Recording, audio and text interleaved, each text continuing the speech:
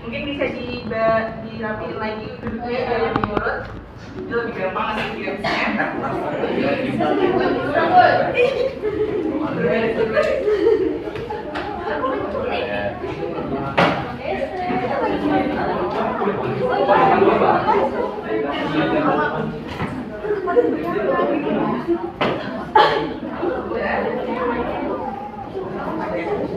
Nah, jadi caranya itu kalian akan menghitung secara bergantian, urutannya kayak mulai gitu.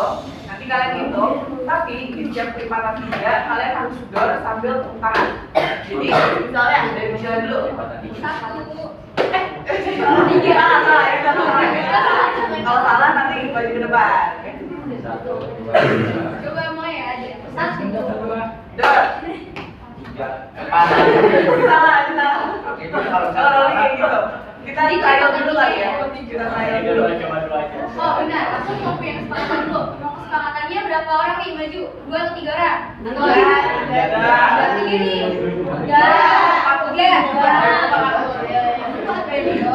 3 ya? 3 yang maju ya? Kamu udah paham nggak caranya? Udah paham?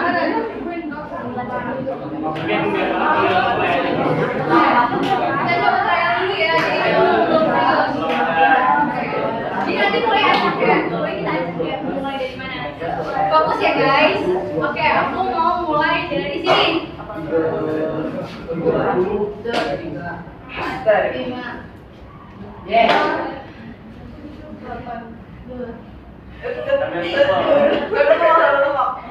sambil tepuk sambil dor gitu. Nah, iya gitu. Tapi kalau misalnya cuma dor doang tapi nggak tepuk tangan, itu salah, itu maju. Atau cuma tepuk tangan tapi nggak dor, maju juga. Nah, kita harus fokus gitu, teman-teman. Jadi udah paham ya, kita mulai yang seriusnya ya. Oke, fokus. Aku mau mulai dari sini. Ini ke sana. Ya. Aku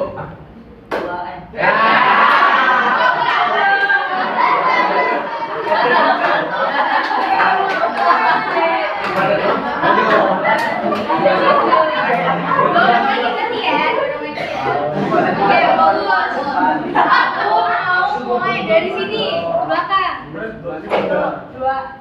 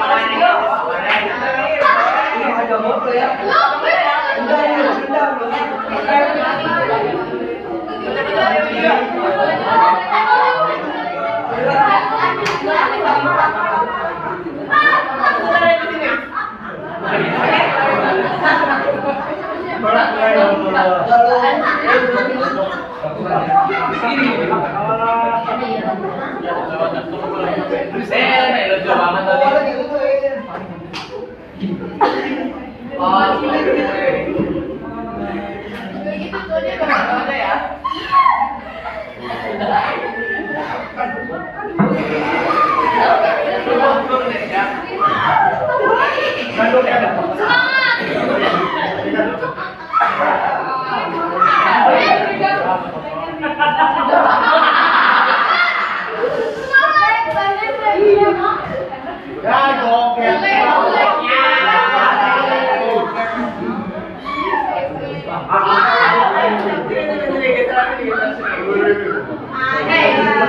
Jangan jauh-jauh.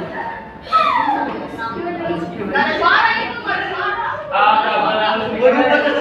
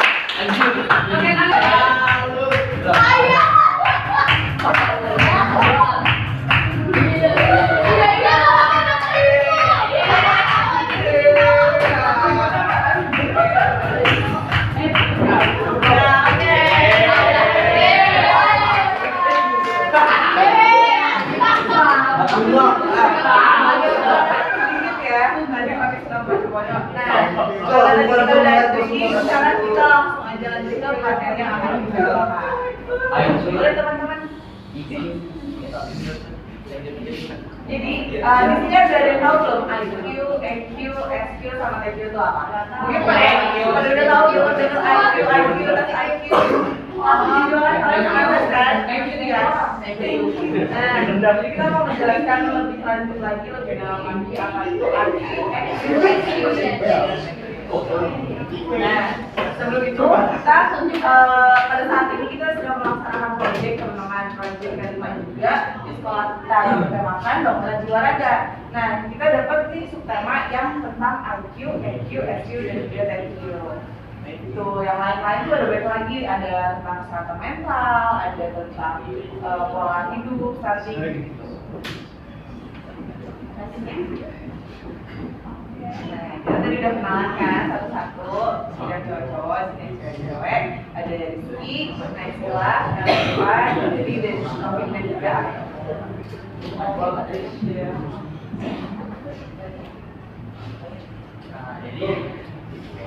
ini ada proses intelligence quotient. Pertama, mengatur kecerdasan intelektual seseorang seperti kemampuan logika, pemecahan masalah, dan pemahaman konsep-konsep kompleks. Kedua, mengukur kemampuan intelektual dan kognitif, fokus pada logika, pemecahan masalah, dan pemahaman konsep. Tiga, berpengaruh pada prestasi akademik dan pekerjaan yang membutuhkan analisis IQ cenderung stabil dan tidak berubah drastis sepanjang hidup. Nah, sedikit penambahan, jadi di quotient ini itu lebih jatuhnya lebih ke istilahnya matematika, logika, perhitungan, Pemecahan masalah. sama problem solving ya. jadi soal-soal yang udah kalian pernah coba tes juga kan itu lebih banyak kan kayak pola-pola itu kan. Nah, itu tuh sebenarnya jawabannya nggak ada salah nggak ada benar, tapi itu dapat mempengaruhi hasil skor IQ kalian, dan skor IQ itu cenderung stabil dan tidak akan berubah. Oke, lanjut yang kedua itu EQ atau emotional quotient. Nah, jadi ini udah kita lihat ya, kata quotient itu ada emosional, berarti berkaitan dengan emosi. Jadi secara singkatnya emotional quotient ini tuh kayak berhubungan sama emosional. Jadi kayak bagaimana cara kita kecerdasan kita mengelola emosi kita, bagaimana kecerdasan kita dalam berempati gitu. Jadi kalau misalnya dari itu jadi mengukur kemampuan emosional dan pengelolaan emosi. Jadi gimana kita bisa gampang singgung atau enggak, gimana cara kita mengelola emosinya gitu. Nah, jadi di emotional quotient ini juga dapat mempengaruhi bagaimana kita kehidupan kita nanti saat kehidupan bekerja. Nah, kan seperti kita tahu ya, nanti di masa depan kita akan bekerja dan itu sosialnya itu pasti jauh lebih kompleks, jauh lebih rumit gitu. Jadi emotional quotient ini jauh 4 kali dibutuhkan dibandingkan IQ karena bagaimana cara kita mengelola emosi kita sendiri dari diri kita sendiri, karena nggak mungkin kita emosinya diatur sama orang lain kan. Nah, jadi apalagi nanti di lingkungan kerja itu kita harus bisa mengatur emosi kita sendiri, jangan sampai mengganggu profesionalitas kita nanti di lingkungan lain. Oke, aku juga mau nambahin sebenarnya ada indikator EQ. Contohnya yang pertama self awareness, itu kayak bagaimana cara kita mengenali emosi kita gitu.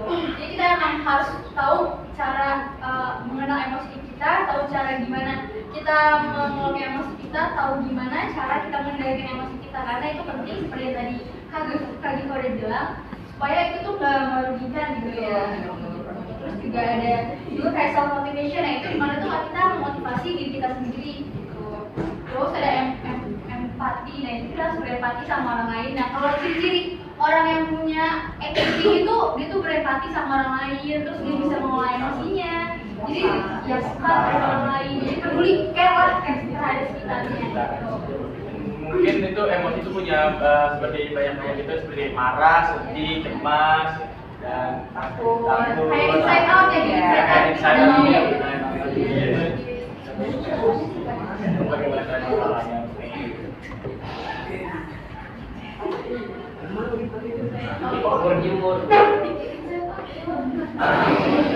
Selanjutnya ada spiritual atau transcendental quotient. Jadi spiritual dan transcendental ini sebenarnya bersinggungan, yang mana pengertian dari spiritual sendiri itu adalah mengukur kecerdasan melalui pengalaman dan pengalaman spiritual.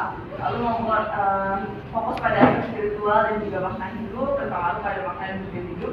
Itu jatuhnya lebih gimana cara kita memaknai tentang kehidupan kita sendiri dan kita sendiri, dan itu lebih ke implementasinya dari agama masing-masing, budaya masing-masing.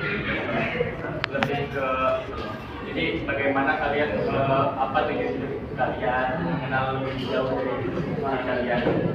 Terus juga afirmasi juga termasuk tuh, kayak kata-kata positif juga masuk ke ini Spiritual. Iya.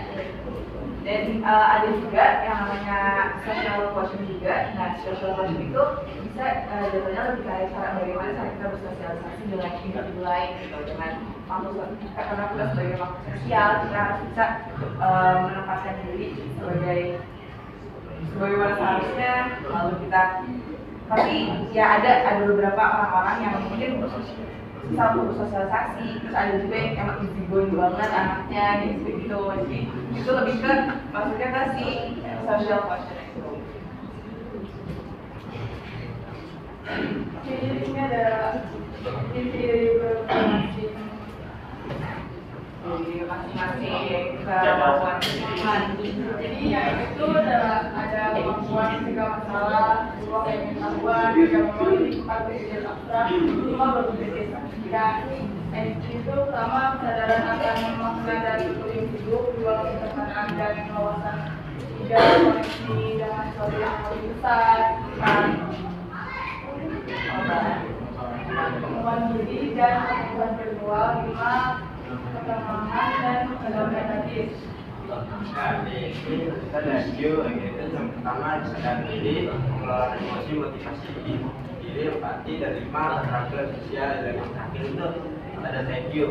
Thank you itu yang pertama kesadaran spiritual lagi, dan dua pemahaman tujuan hidup, tiga pedulian terhadap kebenaran, dan empat ketenangan dan kedamaian batin, dan yang terakhir itu pencarian pengetahuan dan kebijaksanaan yang tinggi. Oke, aku mau nambahin sedikit mengenai IQ. Jadi cara untuk kita menggunakan IQ kan ada caranya. Contohnya kayak misalnya kayak kita masakan kita mungkin bisa dengan cara membaca buku atau melakukan soal itu juga bisa untuk menambah IQ kita. Nah, terus kalau misalnya cara mengasah IQ juga bisa dengan cara main game. Tapi gamesnya game terpilih. Contohnya ada catur, terus ada sudoku, atau mungkin ada kata itu dapat menambah pengetahuan tentang kosakata kita. Nah, itu bisa mengasah IQ kita gitu. Ada yang suka main sudoku nggak nih di sini? Catur,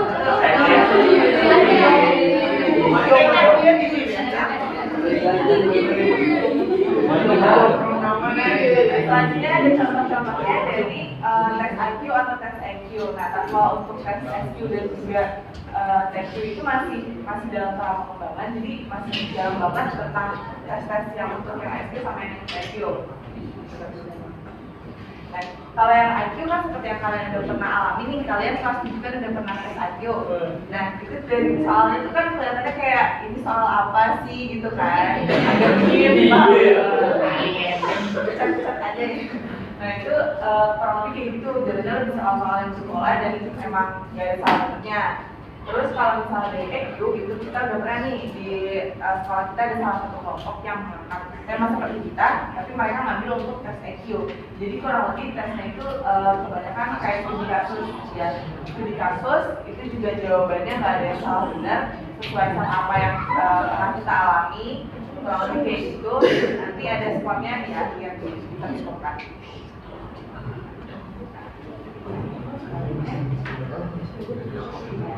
Selanjutnya ada indikatornya. Oke, di sini ada, bisa kita lihat tadi indikatornya dari yang di bawah 70 sampai di atas 170. Nah, ini kalau di bawah 70 tuh mentally defective.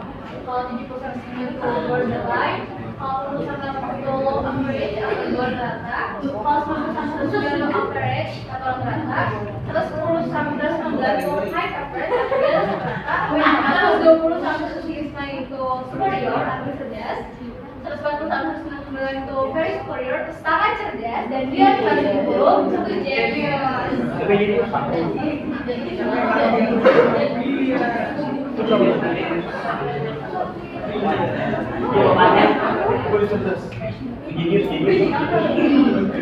Oh, kita teman-teman ada yang tahu nggak sih kayak tokoh-tokoh internasional yang di atas 170?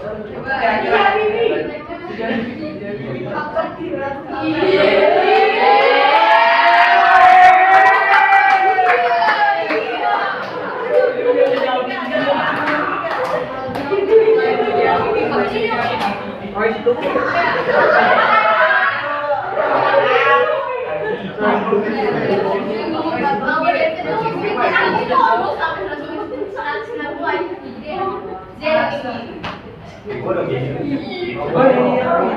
Oke, soalnya di sini ada dua barcode.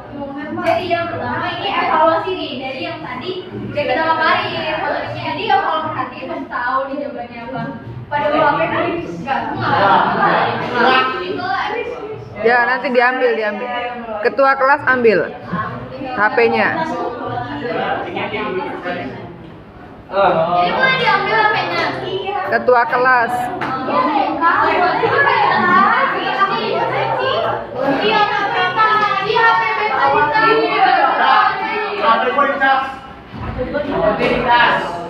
HP